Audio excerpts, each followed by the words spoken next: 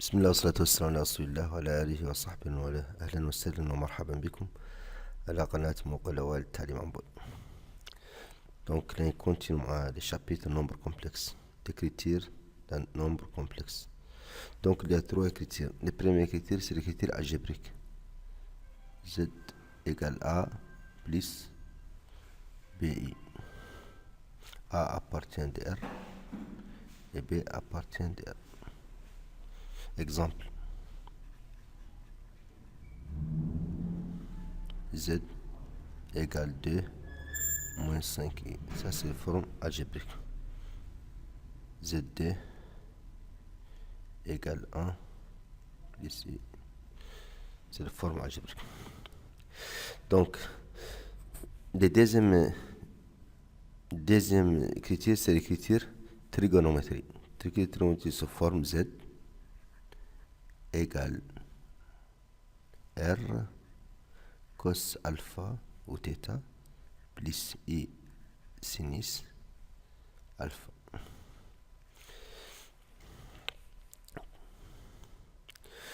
Donc, R, c'est la module de Z, et alpha, c'est l'argument de Z.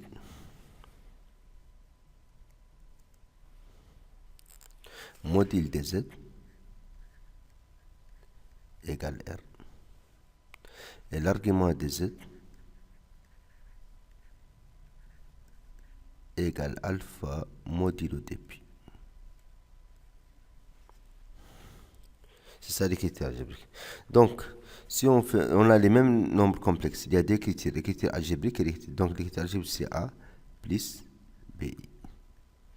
Donc, l'écriture trigonométrie R cos, donc c'est R cos alpha, si on développe.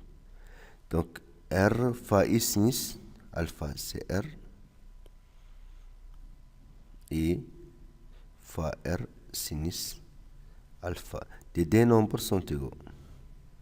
C'est-à-dire que A égale R cos alpha et les parties imaginaires égale les parties imaginaires. C'est-à-dire que les deux valeurs sont identiques.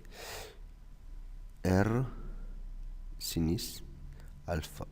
Donc cos alpha égale A sur R. C'est-à-dire sur le module A sur le module de Z, parce que R égale module de Z.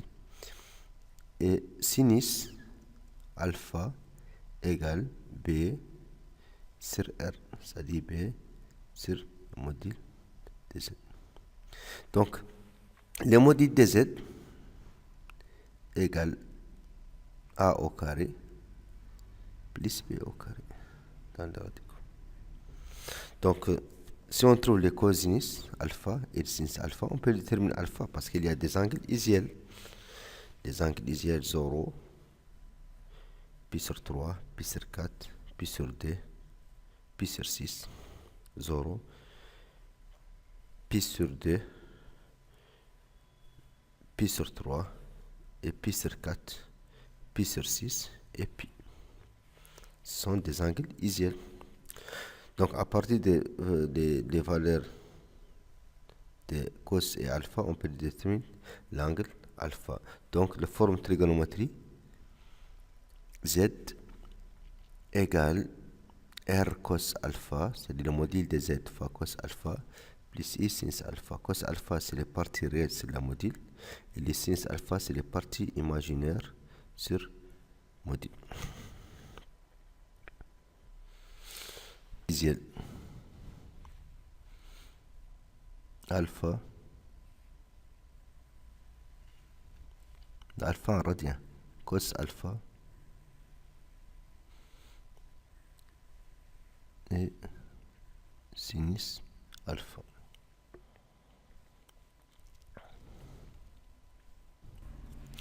Donc, alpha en radien, et on va calculer, on va donner les valeurs de cos alpha et sinus alpha.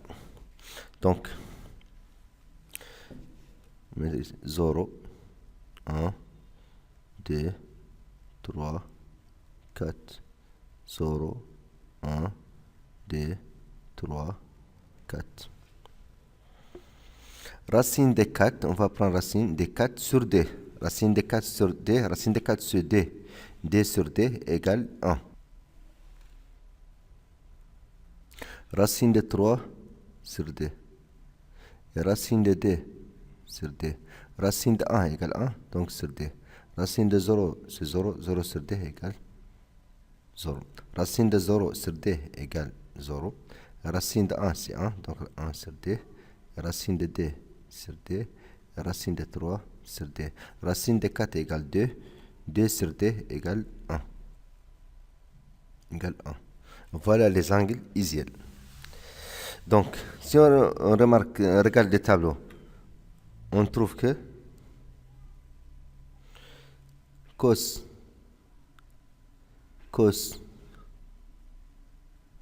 pi sur 4 égale sinus pi sur 4 égale racine de D sur D. Donc, pi sur 4 plus pi sur 4 égale pi sur D. Donc, des angles complémentaires. Cos pi sur 4 égale sinus pi sur 4 égale racine D sur D. Donc, si on trouve un nombre complexe, les parties réelles égale les parties imaginaires, donc l'argument égale pi sur 4. Parce que l'angle, le seul angle qui cosinus égale, son cosinus égale sinus, c'est pi sur 4. Cos pi sur 3,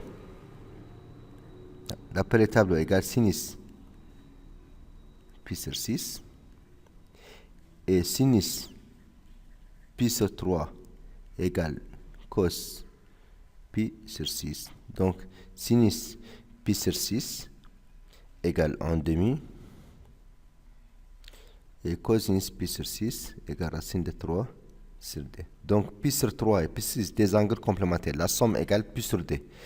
Donc, il suffit de retenir les cosinus pi sur 4, pi sur 3 et sinus pi sur 3. Donc, on peut déduire facilement les sinus pi sur 6 et cosinus pi sur 6. Parce que cosinus pi sur 6 égale sinus pi sur 6. Pas la peine de réciter les cosinus pi sur 3 et les sinus pi sur 6, non. C'est cosinus pi sur 3 égale sinus pi sur 6. Et sinus pi sur 3 égale cosinus pi sur 6. Même chose, cos 0 égale sinus 90, c'est-à-dire degrés, donc pi sur 2, égale 1. Et sinus 0 égale cosinus pi sur D égale 0. Donc, voilà les angles usuels. Donc, pour les formes trigonométriques, si on trouve les cos, c'est-à-dire cos égale les parties réelles sur le module, et sinus égale les parties imaginaires sur le module, si on trouve les valeurs de cosinus, donc facilement, si on retient les valeurs de cos et sinus des angles usuels, donc on peut déduire facilement les valeurs de alpha, l'argument de Z. Donc la forme trigonométrique Z égale module de Z fois cos alpha, c'est l'argument de Z, plus sinus et sinus alpha. Donc pour les notations exponentielles ou bien l'expression exponentielle, très facile, c'est une notation facile. Donc égale le module de Z expo l'argument, c'est-à-dire alpha i. Voilà les notations ou bien les critères exponentiels d'un nombre complexe. Donc il y a trois critères. Les critères algébriques Z égale A plus BI. Les critères trigonométriques module de Z R. Cos alpha plus I sinus alpha. Et les critères exponentiels module de Z expo alpha. Donc le forme de LR. Cos alpha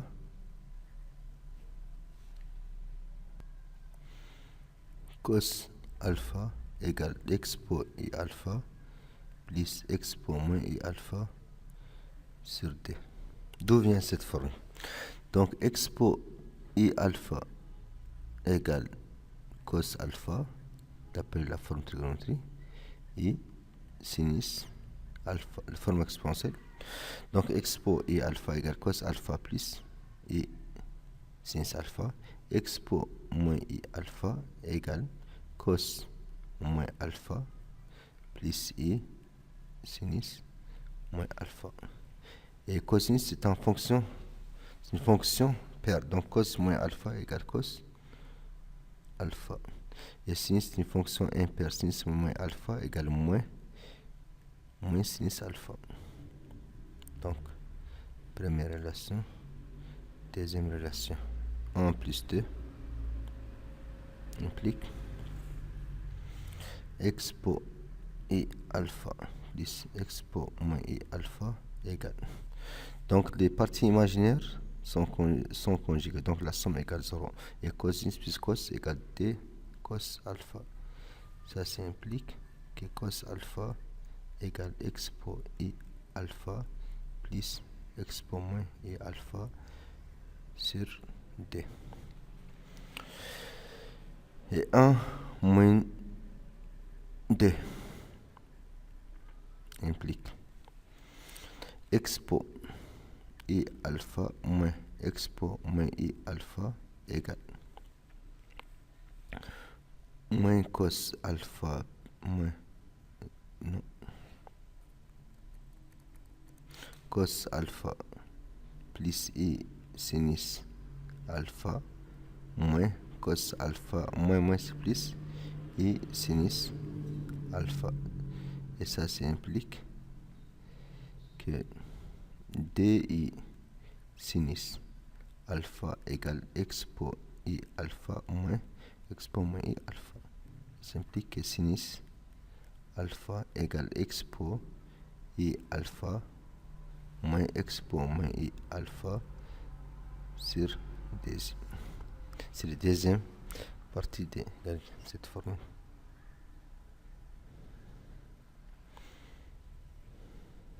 Donc l'utilisation de cette formule cos alpha égale expo i alpha plus de forme derrière moins i alpha sur d. On utilise cette formule pour linéarisation d'expression, c'est-à-dire si on a cos alpha occupe, donc on va remplacer par expo i alpha plus expo moins i alpha sur d tout occupe.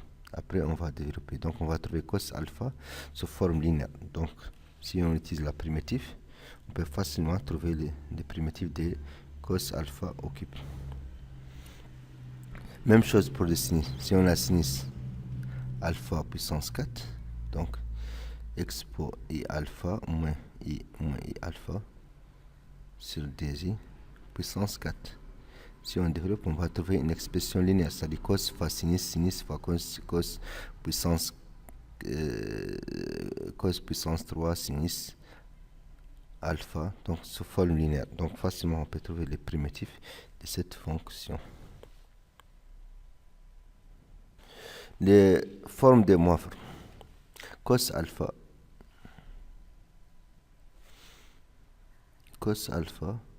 plus i sinus alpha puissance n égale cos n alpha plus i sinus n alpha. D'où vient cette formule? Donc cos alpha plus i sinus alpha puissance n. Ça, c'est la forme trigonométrique. On va transférer la forme exponentielle. Donc, égale expo alpha i, tout puissance n, donc égale, d'après les règles de puissance, égale expo n alpha i. Donc, on va transférer la forme trigonométrique. Égale cos n alpha plus i sinus n alpha. Voilà la démonstration de formule de Moivre. L'utilisation des formules de Moivre. Donc, à partir de formules de Moivre, on peut démontrer toutes les formules idéales de trigonométrie. Comme si on prend n égale d, cos alpha plus i sinus alpha au carré égale cos d alpha plus i n égale 2 i sinus des alpha. Donc on va développer cette expression de cos au carré d'alpha plus d cos alpha sinus alpha et on a ici et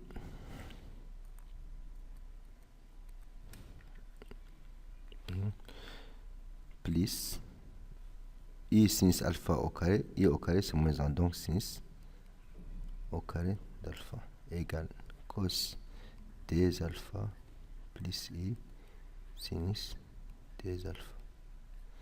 Donc des parties réelles égale des parties réelles. Donc cos des alpha, on va faire l'identification des parties réelles et des parties imaginaires. Donc cos des alpha égale cos au carré d'alpha moins sinus au carré d'alpha et sinus des alpha égale des parties imaginaires. Donc d cos alpha sinus alpha. Ce sont des formules usuelles de trigonométrie. Donc si on remplace cos au carré par sinus, cos au carré plus sinus au carré égale 1. Donc cos au carré égale 1 moins sinus au carré d'alpha moins sinus au carré d'alpha, donc égale 1 moins d sinus au carré d'alpha. Et si on remplace sinus par cosinus, c'est-à-dire cos au carré d'alpha et sinus égale 1 moins cos au carré d'alpha. Donc on va trouver d cos au carré d'alpha moins 1. Donc on a cos des alpha égale sinus au carré alpha et égale 1 moins sinus au carré d'alpha et égale 2 cos au carré d'alpha moins 1. Et sinus des alpha égale d cos alpha sinus alpha.